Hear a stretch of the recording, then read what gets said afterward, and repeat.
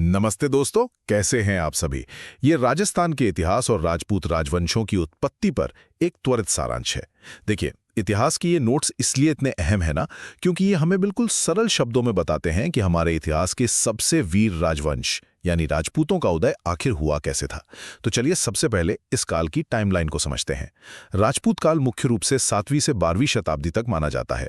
आपको बता दूं, 647 ईस्वी में सम्राट हर्षवर्धन की मृत्यु के ठीक बाद इनका उदय हुआ और फिर 1192 में जो तराइन का दूसरा युद्ध हुआ था ना, बस वहीं से इस काल का अंत मान लिया जाता है।